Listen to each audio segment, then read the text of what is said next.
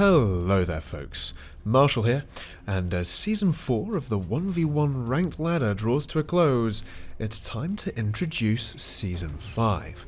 And yes, I'll try and upload more frequent casts, but be sure to follow my Twitch page for when I stream, be it casual stuff of an evening, or tournament casts.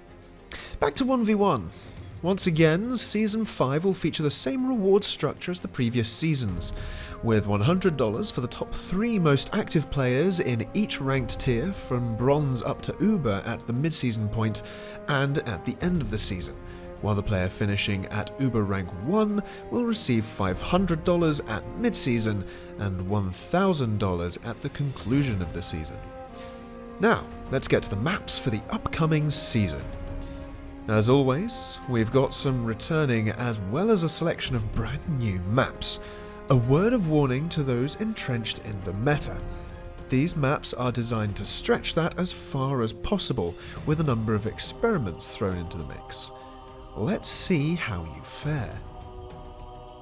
For the returning maps, we start with Canyon.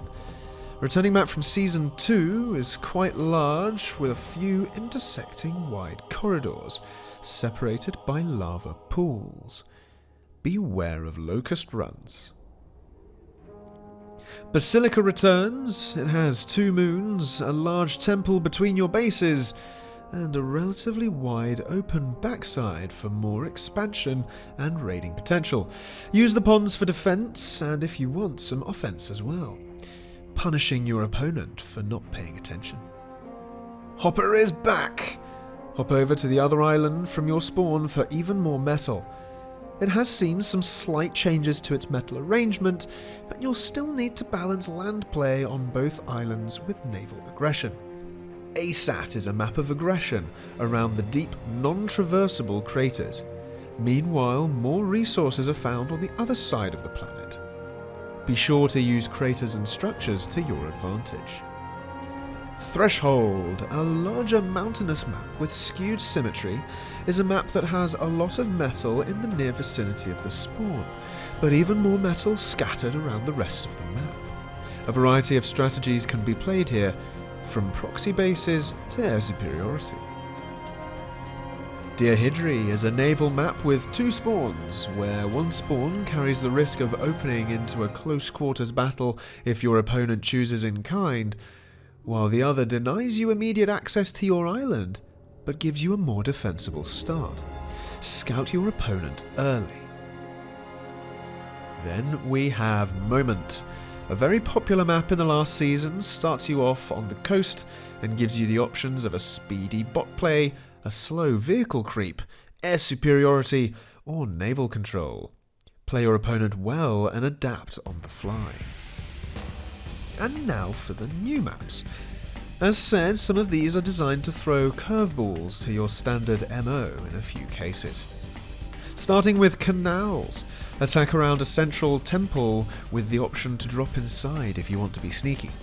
Otherwise, there is an island to your west with more resources and a series of canals which lead from one base to the other around the back of the planet. Latent naval pushes could pack an unsuspecting punch. Next up is Gargantuan, a rather large planet with a sizable lake between the bases. Otherwise, the map will play as you would expect, with expansions, map control, and a likely chunk of air superiority. Shallows, a map with relatively close spawns, but one which challenges you to balance docks raiding with vehicle transitions against defended metal around the backside of the planet. Use the metal placements to signpost where shallows are traversable. Bastion starts players either side of a circular structure with choke points at the shortest approaches. Meanwhile, you can expand with relative ease to your rear and then mix things up and be unpredictable with where you expand when you go wide. Don't forget the back of the planet. I heard you like naval maps! Enter Fractured Islands, a large naval map with no land access at spawn and a large number of corridors between bases. You have a lot of opportunity for land play here as well, however defensive. You may need to call on air raids and careful naval positioning and timing for a successful push and counterplay. Evac. We're going orbital.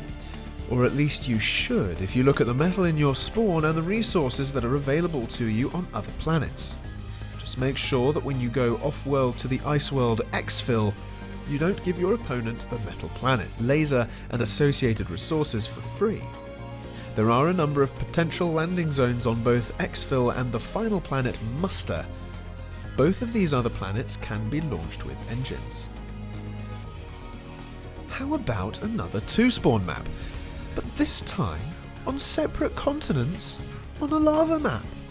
Divide gives you essentially 2 identical islands with regards to relative layout, and both have the same amount of resources.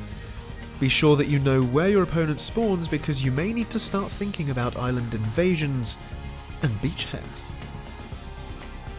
And lastly, perhaps the most experimental map of the bunch, Fulcrum.